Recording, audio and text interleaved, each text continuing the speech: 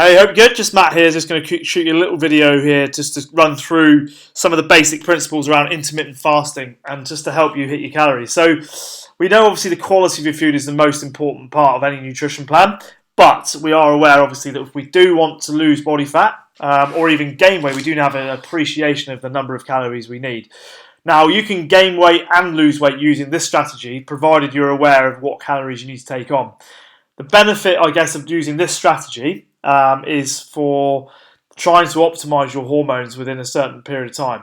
Okay, so if I just go from left to right here, we've got the morning, the lunch, the snack, the dinner, and the sleep here. Okay, so the theory behind intermittent fasting, not the theory, but actually proven that fasting between 6 a.m. and 12 noon, but also if you think about it, you've just slept as well. So essentially, the last thing you do before you go to bed at 10 p.m. until 12 noon the next day is allowing the body to switch off and allowing the hormones to optimize, giving the digestive system a rest, which also helps with us in terms of our ability to utilize body fat, okay, during this morning period here.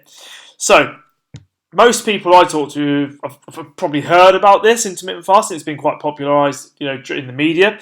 But the trouble is, not many of us really understand what it means or how to do it. So intermittent fasting, or you might see it written as IF, is essentially nothing really to do with the food you eat, but more importantly, the times that you eat it. Okay, so intermittent fasting is time related. Okay, it was originally kind of popularized mainly by Lean Gaines or Martin Birkin, who use an intermittent fasting method where you fast for 16 hours a day and eat your foods during an 8-hour feeding window.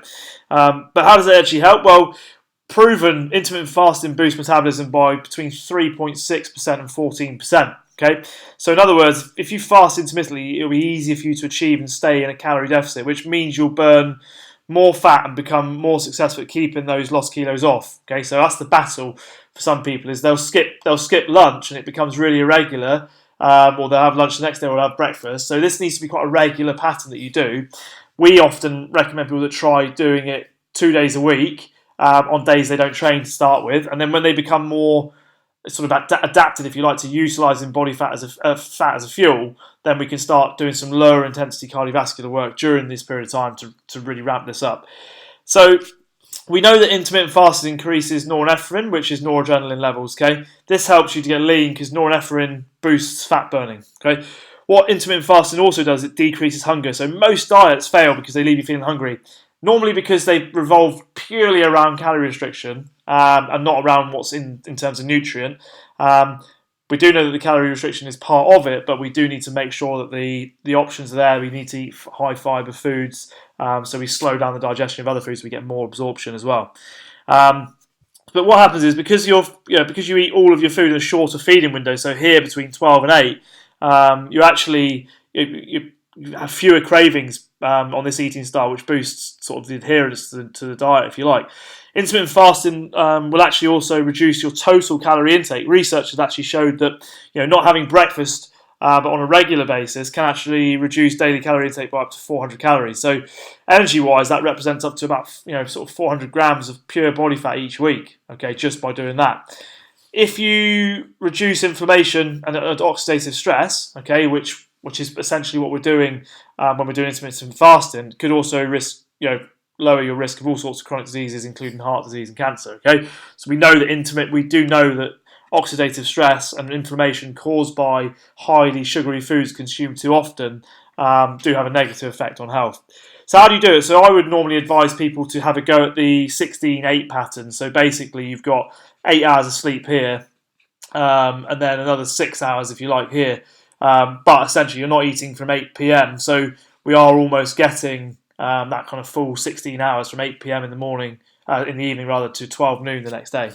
So that's what I'll do. So you kind of start eating at 12 and finish eating at 8, and then you get the fast until the next day at 12. So by doing that, you're giving your body a chance to switch off as well. It is crucial for me to mention at this point, though, if you're going to do this, you need to establish some patterns. Okay, so what you don't want to do is fast for 18 hours today and 12 tomorrow, and then switch back to your regular eating style after that. An irregular pattern such as that will actually affect your health and fitness. Okay, because of the irregular eating habits, it does lower the thermic effect of your food. So the thermic effect of your food is essentially, how much energy it costs your body to utilize that food or break that food down. Okay. We also know that decreasing your insulin sensitivity, impairing your cardiovascular health, and disrupting your circadian rhythm. So remember that actually, if you have breakfast one day and you skip it the next, and then you have a massive breakfast the day after, and then you eat croissants at mid-morning the next day and you don't have lunch and then you don't have to. So this really irregular pattern generally in life is not good for our bodies in terms of our day-to-day digestion. You see people who are very consistent, and whether they be consistent in having breakfast, lunch, dinner, if that's their style of nutrition. If it's not working for them, then they'll obviously change it. But if it is working for them, then that consistency is what is generally key for them.